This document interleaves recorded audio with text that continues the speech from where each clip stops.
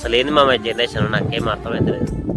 ఏంది ఇవాళ నాకు తెలిసిన సంఘటన ఏంటంటే, నేను పనిచేసే కాడ అసలు సొంత కొడుకే తల్లికి వయసు అయిపోయిందని చెప్పి బయట వండబెట్టింది.